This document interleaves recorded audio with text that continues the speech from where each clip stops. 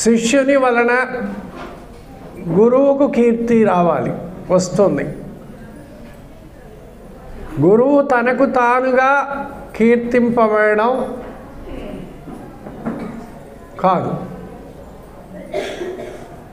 ఎట్లయితే పిల్లల వలన తల్లిదండ్రులకు మంచి పేరు ఎలా వస్తుందో, అలాగే శిష్యుల వలన గురువుకు కీర్తి పెరుగుతుంది.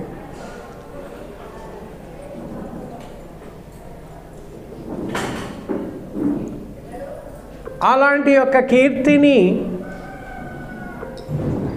తెచ్చిపెట్టినటువంటి యొక్క అనేక మంది భక్తుల్లో పాండురమ్మ గారు ఒకరు.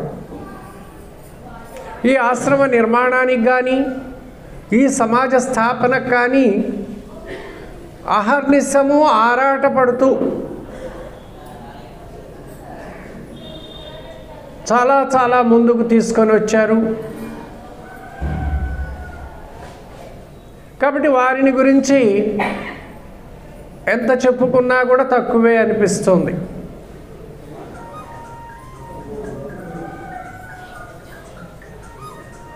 తల్లిదండ్రులు ఎలాంటి వారైనా, అంటే ఇక్కడ ఎలాంటి వారని నేను అంటం లేదు, ఎలాంటి వారైనా పుట్టిన సంతానం మంచి ప్రఖ్యాతిలోకి వస్తే ఏ తల్లి కన్నబిడ్డో అంటారు.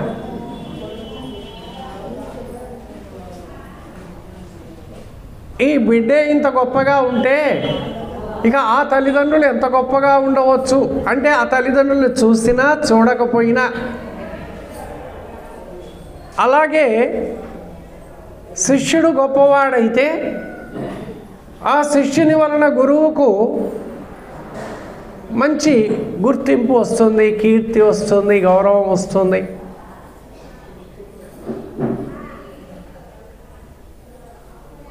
ఏ గురువు శిష్యుడో ఈయనే ఇంత గొప్పగా ఉంటే ఇక ఈయన గురువు గారు ఎంత గొప్పవారై ఉండవచ్చు. ఈ గొప్పతనం అనేటువంటిది శిష్యునకు కేవలం తన యొక్క ఆచరణ విధానం వల్లనే వస్తుంది.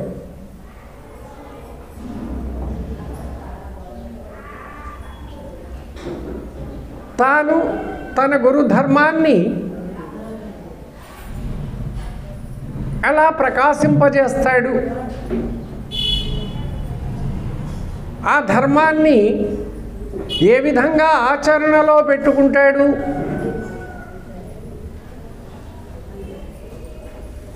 అనేటువంటిది చాలా ప్రధానమైనటువంటి యొక్క విషయం.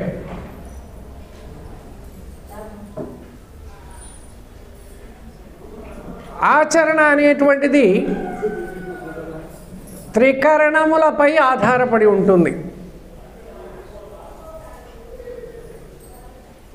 త్రికరణ శుద్ధితో కూడినటువంటి యొక్క ఆచరణతో ఉన్నప్పుడు ఆ ధర్మం ప్రకాశిస్తుంది, ఆ సిద్ధాంతం ప్రకాశిస్తుంది, ఆ సాంప్రదాయం ప్రకాశిస్తుంది.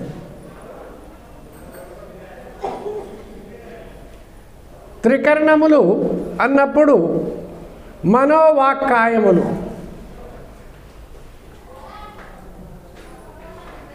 శరీరము, వాక్కు, మనస్సు అందరికీ తెలిసిన విషయమే. ఈ మూడు శుద్ధి కావాలి.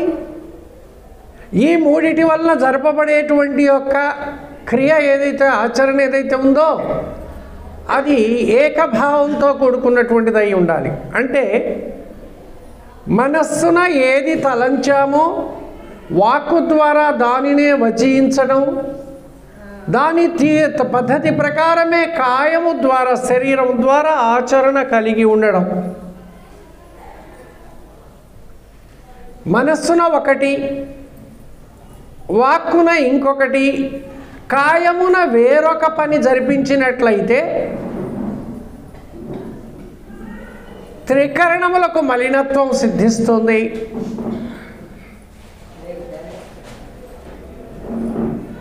దానివలన శరీరము ప్రేతకలగా మారిపోవును అన్నారు పెద్దలు.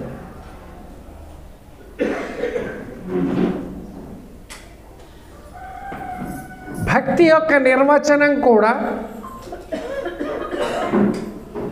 ఉత్కృష్టమైనటువంటి యొక్క భక్తి అది ఎలా ఉండాలి అనేదానికి సహజంగా భక్తి అందరిలో ఉంటుంది. దైవభక్తి అందరికీ ఉంటుంది. ఏ మతస్థులైనా ఏ సిద్ధాంతంలో ఉన్నవాళ్ళైనా అందరికీ భక్తి ప్రధానంగా ఉంటుంది. ఆ భక్తి అనేక విధాలుగా ఉంటుంది.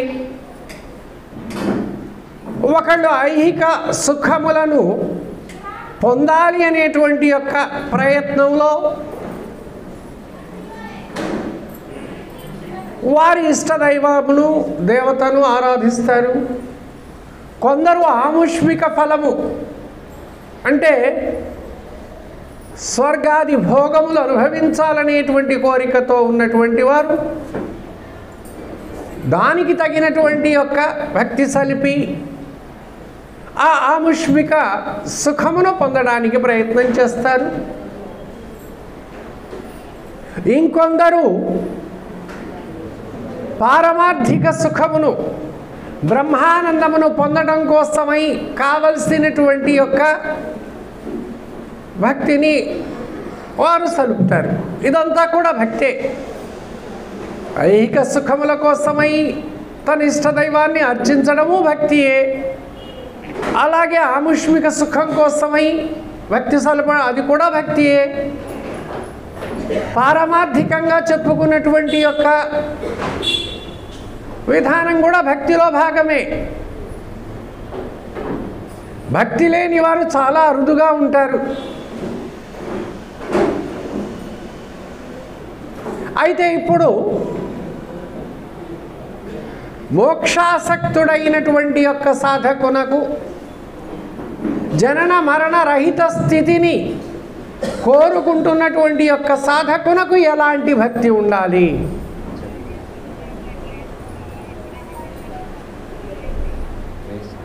దాని యొక్క వాస్తవ స్థితిని తెలుసుకోవాలి. తెలుసుకొని మనం ఆ విధానంలో భక్తి సలుపుతున్నామా లేదా ఒకవేళ లేకపోయినట్లయితే ఆ పద్ధతితో కూడుకున్నటువంటి భక్తిని అలవర్చుకోవాలి అని మన ప్రయత్నం కొనసాగించాలి.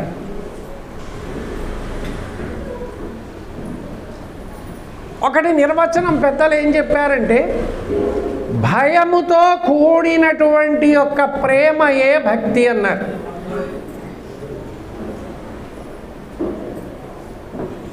ఒకటి భయముతో కూడినటువంటిది, రెండవది ప్రేమ. ఈ రెండు ప్రవృత్తులతో కూడుకున్నటువంటిది భక్తి.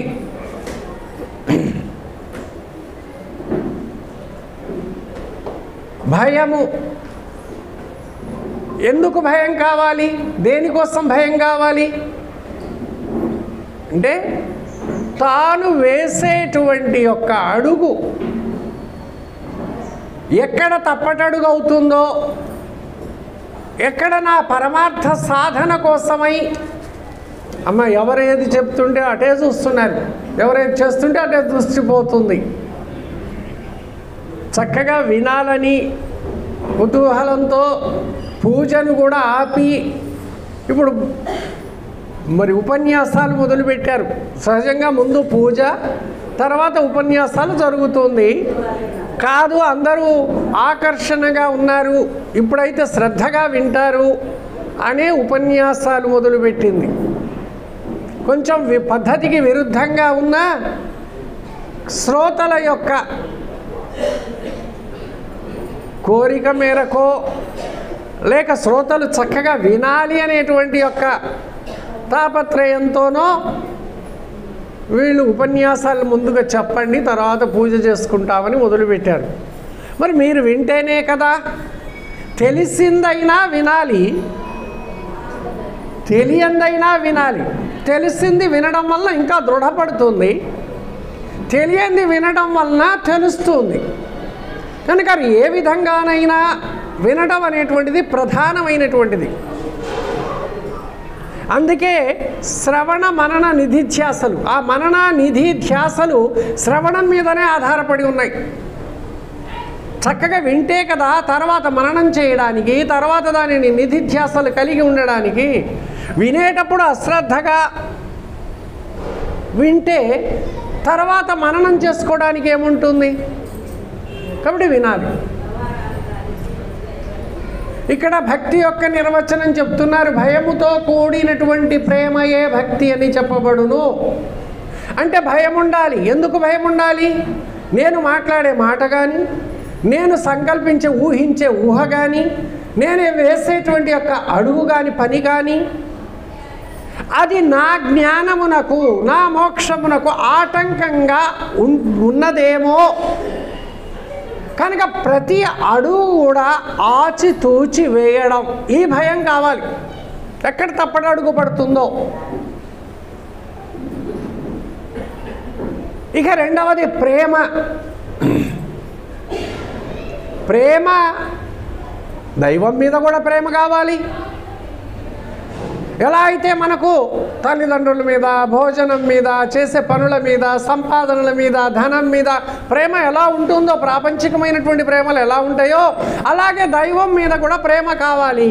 దైవం యొక్క ప్రేమే కాదు, ముందు గురువుపై ప్రేమ కావాలి. ఎవరికి?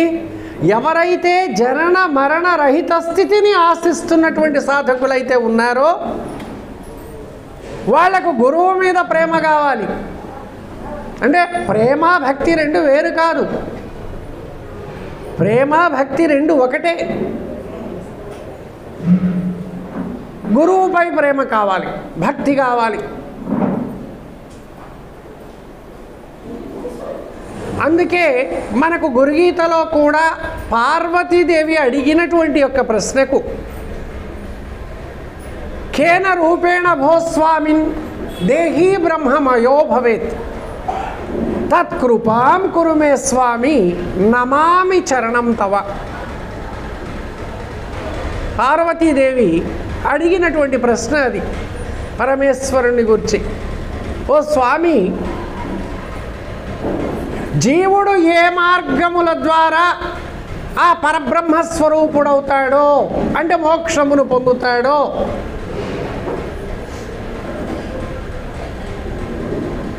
అట్టి మార్గాన్ని నాకు తెలియజేయండి స్వామి.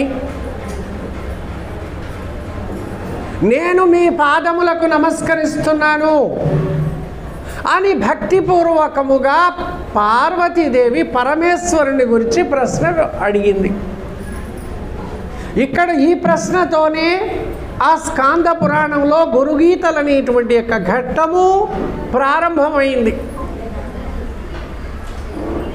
కేన రూపేణ భోస్వామిన్ దేహీ బ్రహ్మమయో భవేత్ తత్కృపాం కురు మే స్వామి నమామి చరణం తవ. మీ చరణములకు నేను నమస్కరిస్తున్నాను, మీ పాదములకు నేను నమస్కరిస్తున్నాను. అక్కడ అర్ధాంగి అయి ఉన్నప్పటికీ పార్వతి, కానీ ఆ స్థానంలో ఉండి అడగలేదు, భార్యగా అడగలేదు, అధికారంతోనో స్వతంత్రతతోనో అడిగినటువంటి ప్రశ్న కాదు. అలా అడిగితే పరమేశ్వరుడు కూడా పార్వతీదేవికి బోధించడు. కాబట్టి అక్కడ శిష్యస్థానాన్ని అలంకరించి,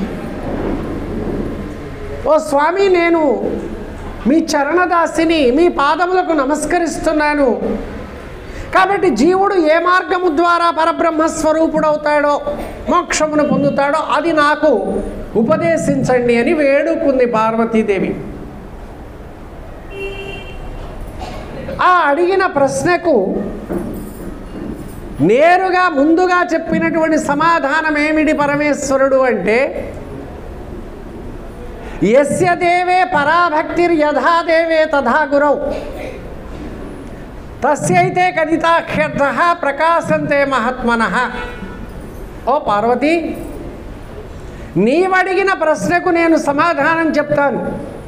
కానీ ఈ సమాధానము ఎవరికి బోధపడుతుంది, ఎవరికి తెలుస్తుంది అంటే, ఎవరికైతే భగవంతుని యందువలే గురువు యందు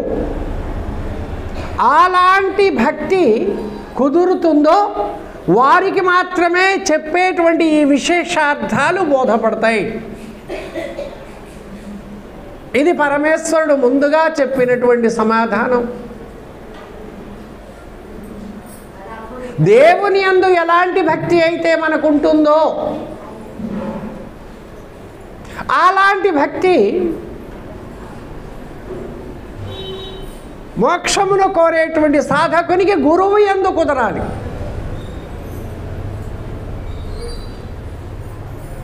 ఎవనికి గురువు యందు అట్లాంటి భక్తి విశ్వాసం కుదురుతుందో అతనికి మాత్రమే ఈ విశేషార్థం తెలియబడుతుంది. తక్కిన వారికి తెలియబడదు అనే కదా అర్థం. జ్ఞానం ఎలా లభిస్తుంది, ఎప్పుడు లభిస్తుంది అని అర్జునుడు అడిగిన ప్రశ్నకు కూడా భగవానుడు చెప్పినటువంటి సమాధానం కూడా అదే. శ్రద్ధవాన్ లభతే జ్ఞానం. అర్జున, శ్రద్ధ వలననే జ్ఞానం లభిస్తుంది. శ్రద్ధ యొక్క నిర్వచనం ఏమిటి? గురు వేదాంత విశ్వాసమేవ శ్రద్ధ. సాధన చతుష్టయ సంపత్తిలో, సమాధి షట్క సంపత్తిలో, మూడో సాధనలో శ్రద్ధ ఏం చెప్తుంది? గురు వేదాంత విశ్వాసమేవ శ్రద్ధ. గురువు యందు, గురువు చెప్పేటి వేదాంత వాక్యముల యందు ఎవనికి విశ్వాసం ఉంటుందో వానికి మాత్రమే జ్ఞానం లభిస్తుంది. అంటే ఇక్కడ పరమేశ్వరుడు చెప్పిన విషయం కానీ, ఇక్కడ శ్రీకృష్ణ పరమాత్మ చెప్పినటువంటి విషయం కానీ ఏం భిన్నంగా లేవు. రెండు ఒకటే భావంతో కూడుకొని ఉన్నాయి. కాబట్టి ఏం కావాలి? ముందు గురువుని యందు భక్తి విశ్వాసం కుదరాలి. గురువు యందు ప్రేమ, ఆచరణ యందు భయము, ఈ రెండు ఎవనికైతే ఉన్నాయో వానికి మాత్రమే ఈ చెప్పే విశేషార్థములు బోధపడతాయి పార్వతి. కాబట్టి భయము చేత కూడిన ప్రేమ, ఇది భక్తి అని పిలువబడుతుంది, చెప్పబడుతుంది. ఇది ఎలా ఉండాలి? ఆత్మయందు ప్రేమ, త్రికరణ శుద్ధి యందు నిశ్చితమైన దీక్ష, ప్రవర్తన యందు భీతి, పట్టుదల కలిగి ఉండాలి. ముందు ఆత్మయందు ప్రేమ కావాలి. అందరికీ దేహం మీద ప్రేమ ఉంటుంది సహజంగానే. అలాగే దేహ సంబంధమైనటువంటి యొక్క భార్యాపుత్రాదులు, గృహారామ క్షేత్రాదులు, ధనధాన్యాదుల యందు ప్రేమ ఉంటుంది. అన్నిటికీ మించి తన దేహం మీద ప్రేమ ఉంటుంది. ఇక దేహం మీద ప్రేమ లేనివాడు లేరు. ఏదో రకంగా ఈ శరీరాన్ని కాపాడుకోవాలి, మృత్యువు నుండి తప్పించుకోవాలి అనేటువంటి ప్రయత్నంలోనే మన జీవిత కాలమంతా కూడా, మనదే కాదు పశు పక్షి క్రిమి కీటకాది సమస్త జీవుల యొక్క జన్మ కాలమంతా అలాగే గడిచిపోతుంది. తన దేహాన్ని తాను ఉద్ధరింపజేసుకోవాలి, రక్షించుకోవాలి, తన వారలను ఉద్ధరించాలి. కానీ ఇక్కడ చెప్పింది ఏమిటి? తన ఆత్మను తాను ఉద్ధరింపజేసుకోవాలి.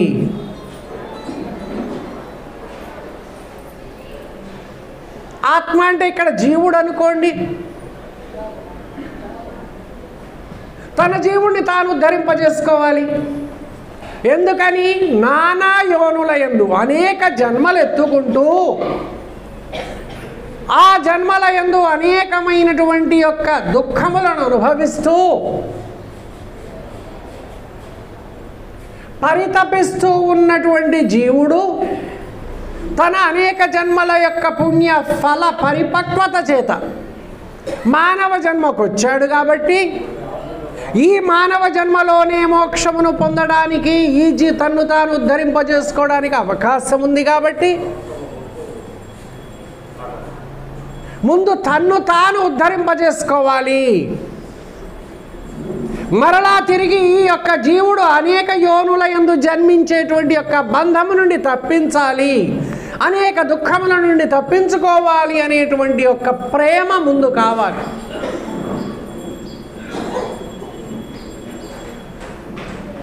శరీరం మీద ఉండే ప్రేమ కంటే అధికమైనటువంటి యొక్క ప్రేమ తన ఆత్మను తాను ఉద్ధరింపజేసుకోవాలనే విషయం మీద ఉండాలి. అందుకే భక్తిలో ఒక భాగం ఆత్మ తన్ను తాను ఉద్ధరింపజేసుకోవాలి, తన ఆత్మను తాను ఉద్ధరింపజేసుకోవాలి, మరలా జన్మకు రాకుండా తప్పించుకోవాలి, ఈ జన్మే కడజన్మ అవ్వాలి ఈ జీవునకు అనేటువంటి ప్రేమ కావాలి. త్రికరణ శుద్ధి యందు నిశ్చితమైనటువంటి యొక్క దీక్ష కావాలి. మనోవాక్కాయముల యొక్క శుద్ధి కోసమై దీక్ష కావాలి. ఎలా అయితే ఒక దీక్ష పట్టినటువంటి వారు సపోజు ఒక అయ్యప్ప దీక్షనే వహించారనుకోండి, మరి ఎంత పట్టుదలగా ఎంత శుద్ధిగా వాళ్ళ 40 రోజుల దీక్షలో మొత్తం దాంట్లోనే మునిగిపోయి ఉంటారు. మరి మనకేం కావాలి? 40 రోజుల దీక్ష కాదు, జీవితకాలం అంతా దీక్షలో ఉండాలి. ఆ దీక్ష ఎలాంటిదై ఉండాలి అని అంటే త్రికరణ శుద్ధితో కూడుకున్నటువంటి దీక్ష అయి ఉండాలి.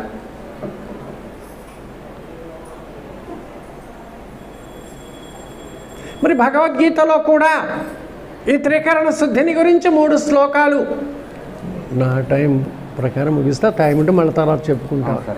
11:12 అవ్వగానే 11 మొదలుపెట్టాం కదా, ఇంకా 10 నిమిషాలు అనుకోండి. తర్వాత ఏదన్నా మళ్ళా సమయం ఇస్తే సభికులు మళ్ళా తర్వాత మాట్లాడుకుందాం. కాబట్టి మరి దేవద్విజగురు ప్రాజ్ఞ పూజనం శౌచమార్జవం బ్రహ్మచర్యం అహింసాచ శారీరం తప ఉచ్యతే. ఆయన ఎక్కడికో వెళ్ళి తపస్సు చేసుకుంటానన్నాడు. ఈ యుద్ధం చెయ్యను, వీళ్ళని సంహరించను, దానివల్ల వచ్చేటువంటి యొక్క పాపముతో దానివల్ల వచ్చేటువంటి యొక్క నెత్తిటి కూటిని నేను భుజించను, నాకు ఈ రాజ్యము వలదు, రాజ్య సుఖము వద్దు, నేను అరణ్యానికి వెళ్ళి తపస్సు చేసుకుంటానన్నాడు. వెళ్ళనిస్తే మనందరికీ గొడవ ఉండేది కాదు. కానీ ఆయన్ని వెళ్ళనివ్వకుండా మరి ఈ భగవద్గీత అంతా బోధించాల్సి వచ్చింది. ఆ బోధించే క్రమంలో అయ్యా నువ్వు అడవికి వెళ్ళి నువ్వు అక్కడ కూర్చొని తపస్సు చేసుకున్నంత మాత్రము చేత ప్రయోజనం ఏముండదు. విషయాన్ వినివర్తంతే నిరాహారస్య దేహినః రసవర్జ్యం రసోప్యస్య పరం దృష్ట్వా నివర్తతే. ఇంద్రియములకు ఆహారములైనటువంటి యొక్క విషయములను స్వీకరించనంత మాత్రము చేత లోన ఉన్నటువంటి వాసనలు నశించుటలేదు. చెవులు మూసుకొని కూర్చుంటే వాస్తవమే మనం వినే శబ్దం అపశబ్దం అయితే తప్ప, చెడు శబ్దం అయితే పాపమో, మంచి శబ్దం అయితే పుణ్యమో వస్తుంది. కళ్ళతో మంచిని చూస్తే పుణ్యం వస్తుంది, చెడుని చూస్తే పాపం వస్తుంది. ముక్కులతో, నాలుకతో, చర్మంతో అలాగే కర్మ సంభవిస్తుంది. మలిన కర్మ శుద్ధ కర్మ. కాబట్టి వీటిని బంధించుకొని కూర్చున్నట్లయితే అక్కడ ఏమి చూసేది ఉండదు, వినేది ఉండదు, వాసన లేదు, నా రుచి లేదు, ఏ కోరిక ఉండదు. కాబట్టి దానివల్ల మోక్షమును పొందవచ్చునని చెప్పి పూర్వకాలంలో అనేక మంది రాజులతో సహా అనేక మంది రాజ్యాల్ని వదిలిపెట్టి గృహస్థ ధర్మాన్ని వదిలిపెట్టి సన్యాసులు ఎక్కడో అడవుల్లోకి వెళ్ళి ఆ గుహల్లోనో అడవుల్లోనో ఉండి ఆ ఆకులో అలములో తినుకుంటూ తపస్సు చేసుకున్నారు. కానీ వాళ్ళు కూడా అలా చేయడం వలన మోక్షమును పొందారని ఎక్కడ చెప్పబడలేదు. కాబట్టి ఇక్కడ అర్జునునకు కూడా శ్రీకృష్ణ భగవానుడు నువ్వు తపస్సే కావాలంటావా, నువ్వు ఇక్కడే ఉండి అన్ని పనులు చేసుకుంటూ కూడా నువ్వు తపస్సు యొక్క ఫలితాన్ని పొందవచ్చు అర్జున. దేవద్విజగురు ప్రాజ్ఞ పూజనం, ఏది శారీరక తపస్సు. దేవతలను, ద్విజులను, ప్రాజ్ఞులను, గురువులను పూజించడం, బ్రహ్మచర్యం అహింసాచ, బ్రహ్మచర్య వ్రతమును పూనుకొని ఉండడం, అహింసతో కూడుకొని ఉండడం, ఇది శారీరక తపస్సయ్యా. అలాగే వాచిక తపస్సు, వాక్కు ద్వారా చేసేది. అనుద్వేగకరం వాక్యం సత్యం ప్రియం హితం చైవ. అందరూ అటే చూస్తున్నారమ్మా, నీకల్లే నువ్వు తొందరగా కూర్చుంటే మాకు కాస్త ముందుకు వెళ్తాము. ప్రేమ ఎందుకనంటే ఒకరిపై ఒకరు ఆత్మ మమకారం, ఆత్మ ప్రేమ అంటున్నాం కదా, ఆత్మ బంధువులు అనుకుంటున్నాం కదా. మరి ఆ బంధువు కనపడినప్పుడు ఆ ప్రేమ అటు పరిగెత్తిస్తుంటుంది ఈ మనస్సును. సరే మంచిదే, ఉండాల్సిందే ప్రేమ. కాకపోతే ఏమిటంటే అంతకంటే ఎక్కువ ప్రేమ దేని మీద ఉండాలంటే చెప్పే విషయాల మీద ఉండాలి. ఆ ప్రేమ తాత్కాలికమే. ఆ ప్రేమ ఇంకాసేపటికైనా వెలిబుచ్చుకోవచ్చు. కానీ చెప్పే విషయం కనుక మనస్సు ఇక్కడి నుంచి పక్కకు పోయింది అని అంటే ఇది ఆగిపోనన్నా ఆగిపోతుంది, లేకపోతే మీరు వినకుండానైనా అవుతుంది. అనుద్వేగకరం వాక్యం సత్యం ప్రియం హితం చైవ. అనుద్వేగకరం వాక్యం సత్యం ప్రియం హితం చైవ. స్వాధ్యాభ్యాసనం చైవ వాంగ్మనం తప ఉచ్యతే. ఉద్రేకముతో కూడుకున్నటువంటిది కాకూడదు మనం మాట్లాడే మాట. ఎదుటివాని మనస్సును కష్టపెట్టి ఉద్రేకపరిచేటువంటిది కాకూడదు. సత్యమై ఉండాలి. మాట్లాడే మాట ఎదుటివాడు వినడానికి వానికి ప్రియము కల్పించేటట్లు ఉండాలి, ప్రేమ కల్పించేటట్లు ఉండాలి. అంటారుగా నీకు చెప్పడమే సరిగా చేత కాదు, ఏరా నా మాట పట్టించుకోవటం లేదు, వినటం లేదు ఏంట్రా అంటే నీకు అసలు చెప్పడం చేతనైందా? ముందు అది నేర్చుకో నువ్వు, తర్వాత నేను వింటానంటాడు. చూడండి పిల్లవాడు అలా. అది సత్యమై ఉండాలి, ప్రియమై ఉండాలి, హితమై ఉండాలి. మూడోది ఏమిటి అని అంటే మనం ఏదైతే చెప్తున్నామో అది ఎదుటివానికి మేలు కలిగించేటువంటిదై ఉండాలి. అతన్ని నష్టపరిచేది, హానిపరిచేటువంటి మాట కాకూడదు. హితం చైవ. అనుద్వేగకరం వాక్యం సత్యం ప్రియం హితం చైవ. స్వాధ్యాయాభ్యసనం చైవ. మళ్ళీ అది ఎలాంటిదై ఉండాలి? అనుసరించడానికి, ఆచరించడానికి అనువైనటువంటిదై ఉండాలి.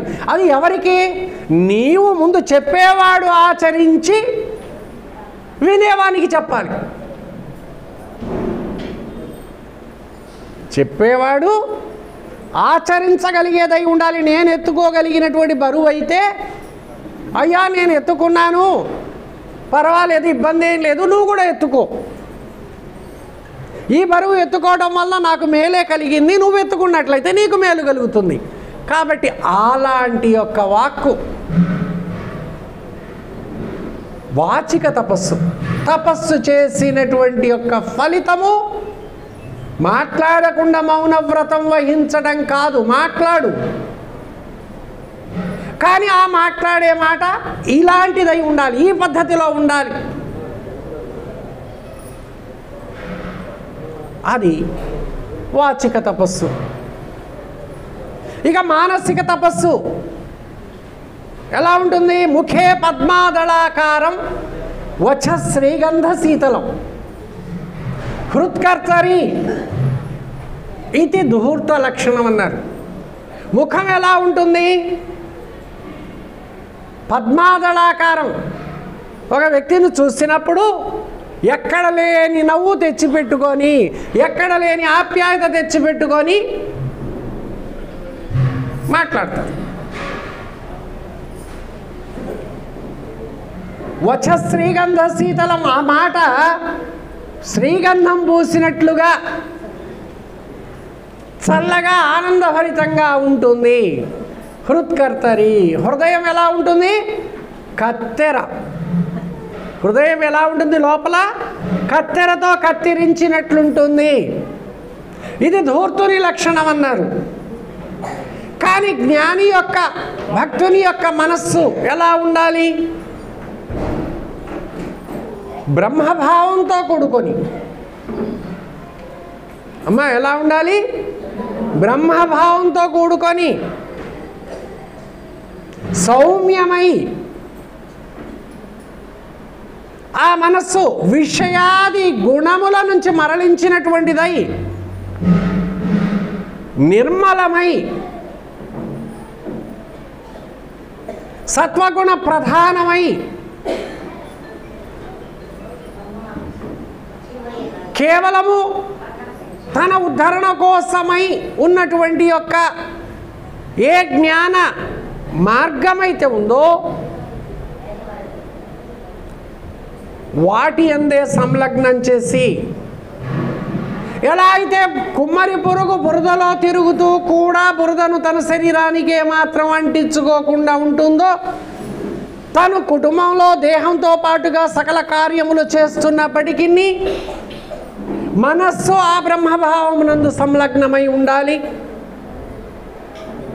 నా టైం అయిపోయి ఉంటుంది, సరే పర్వాలేదు. ఎందుకనంటే మళ్ళీ తర్వాత కూడా మాట్లాడుకోవచ్చు.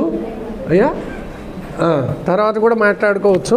సరే, ఇప్పుడు ఆ త్రికరణ శుద్ధితో ఒక 2 నిమిషాల్లో అయిపోతుంది. త్రికరణ శుద్ధి ఎందు నిశ్చితమైనటువంటి దీక్ష, ముందు చెప్పుకున్నట్లుగా మనోవాక్కాయములతో ఏకరీతిగా వర్తించడం.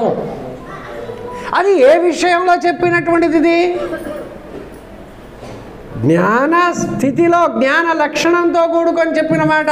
సరే, మనకు వ్యవహారంలో ఉన్న అది సామాన్యమే అవుతుంది, కానీ ఇక్కడ కావాలి. మరి గురు బ్రహ్మ గురు విష్ణు గురుదేవో మహేశ్వర గురు సాక్షాత్ పరబ్రహ్మ తస్మై శ్రీ గురవే నమః. ప్రతి వారం కూడా ఈ మంత్రాన్ని మొదట చదువుకొనే కదా ఆ కథకుడు కథ మొదలుపెట్టినా, ఆ బ్రాహ్మణుడు వ్రతం మొదలుపెట్టినా, పూజ మొదలుపెట్టినా, పెళ్లి మొదలుపెట్టినా, స్కూల్కి వెళ్ళిన పిల్లవాడు ముందుగా గురు బ్రహ్మ ఇదే చదువుతున్నారు కదా, మనము చదువుతున్నాం. సరే, వారి వారి భావానుసారంగా వాళ్ళు అర్థం చేసుకుంటారనుకోండి. మరి మనం ఎట్లా అర్థం చేసుకుంటున్నాం? గురువే బ్రహ్మ, ఆ సృష్టికర్త అయినటువంటి బ్రహ్మ గురువే, ఆ పోషణకర్త అయినటువంటి యొక్క విష్ణుమూర్తి కూడా గురువే, ఆ లయకర్త అయినటువంటి ఈశ్వరుడు కూడా గురువే. ఇద్దరితో ఆగకుండా ఈ ముగ్గురు మూర్తులకు కూడా ఆవల ఉన్నటువంటి యొక్క పరబ్రహ్మం ఏదైతే ఉందో గురు సాక్షాత్ పరబ్రహ్మ తస్మై శ్రీ గురవే నమః. ఆ కారణం చేత నేను ఆ గురుదేవులకు నమస్కరిస్తున్నాను. పరమేశ్వరుడు అన్నాడు, గురువందనం చేసి చెప్పాడు. మరి మన భావంలో కూడా తనకు బ్రహ్మోపదేశం చేసినటువంటి యొక్క సద్గురుని యందు మరి అంతటి యొక్క ఉన్నతమైనటువంటి యొక్క భక్తి విశ్వాసం ఉండాలి కదా. గురు బ్రహ్మ గురు విష్ణు గురుదేవో మహేశ్వర గురు సాక్షాత్ పరబ్రహ్మ తస్మై శ్రీ గురవే నమః అని మనం జపం చేసుకున్నప్పుడు చదువుకున్నప్పుడు మరి నీ అంతఃకరణంలో మనస్సులో భావన ఎలా ఉండాలి? అవును, నా గురువే బ్రహ్మ, నా గురువే విష్ణువు, నా గురువే ఈశ్వరుడు, నా గురువే సాక్షాత్ పరబ్రహ్మము, నా గురువే జగద్గురువు, నా గురువు కంటే అధికమైనటువంటి యొక్క మానవులు కానీ దేవతలు కానీ ఇక ఇతరులు కానీ ఎవరు లేరు అనేటువంటి యొక్క ఏకాగ్రతతో కూడినటువంటి యొక్క భక్తి కుదిరినప్పుడు త్రికరణముల యందు కూడా అదే భావము కలిగినప్పుడు అది త్రికరణ శుద్ధి ప్రవర్తనం అవుతుంది. త్రికరణములకు శుద్ధత్వం ఏర్పడుతుంది. తద్వారా బ్రహ్మ తేజస్సు కలుగుతుంది. త్రికరణములు మలినంగా ఉన్నప్పుడు ప్రేతకళగా మారిపోతుంది శరీరము. త్రికరణములు శుద్ధిగా ఉన్నప్పుడు బ్రహ్మ తేజస్సు కలుగుతుంది. ఇది భక్తిని గురించి చెప్పినటువంటి యొక్క నిర్వచనం. త్రికరణ శుద్ధి యందు నిశ్చితమైన దీక్ష, ప్రవర్తన యందు భీతి, తను వేసే ప్రతి అడుగు యందు భయంతో కూడుకొని అడుగు వేయాలి. ఇది నా గురు ధర్మానికి గురు ఆజ్ఞకు వ్యతిరిక్తమైనటువంటి యొక్క అడుగు అవుతుందేమో, దానివల్ల నేను ధర్మము తప్పిన వాడనవుతానేమో, తద్వారా నేను ఏదైతే సాధించాలని ఈ జన్మకు వచ్చానో దాని నుండి చ్యుతుడనైపోతానేమో అనే భయము ఉండాలి. ఈ 3 ప్రవృత్తులతో కూడినటువంటిదే ఉత్తమమైనటువంటి యొక్క గురుభక్తి. అలాంటి భక్తిని మనం ముందు సంపాదించుకోవాలి, సాధించుకోవాలి. ఆత్మ యందు ప్రేమను పెంపొందించుకోవాలి. ప్రవర్తన యందు భీతి, త్రికరణముల యందు నిశ్చితమైనటువంటి యొక్క దీక్ష. సరే, అందరికీ జయ గురు. మరిన్ని ఆధ్యాత్మిక రహస్యాల కోసం అచల బోధ, ఆత్మబోధ, భగవద్గీత, అలాగే పండుగల్లో దాగిన అర్థాలు, అంతరార్థాల కోసం మరియు యోగము, ధ్యానము మొదలైన అనేక ఆధ్యాత్మిక తెలుగు ప్రవచనాల కోసం క్రింద ఉన్నటువంటి రెడ్ కలర్ సబ్స్క్రైబ్ బటన్ను క్లిక్ చేయండి. అలాగే ప్రక్కనే ఉన్నటువంటి గంట సింబల్ను నొక్కండి. అలాగే ఈ వీడియో మీకు నచ్చినట్లయితే లైక్ చేయండి మరియు షేర్ చేయండి. జై గురు.